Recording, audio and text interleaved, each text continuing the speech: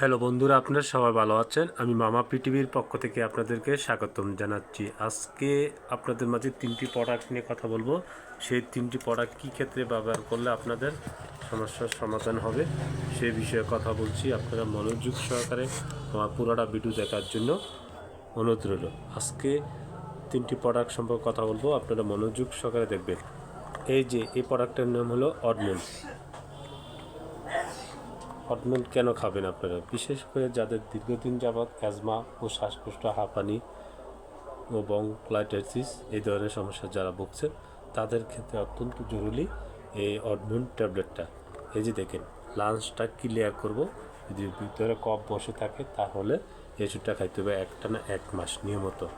আর অতিরিক্ত শ্বাসকষ্ট হলে এই ডক্সি বা ট্যাবলেটটা খাইতে হবে সলেটা রাত থেকে প্রতিদিন, সলেটা রাত থেকে একটানা 15 দিন। আর দীর্ঘদিন যদি খুশখুশনি কাশি থাকে, জমাট বাঁধা কফ তরল করবে, সর্বঙ্গ বুকে কফ জমা দূর করবে।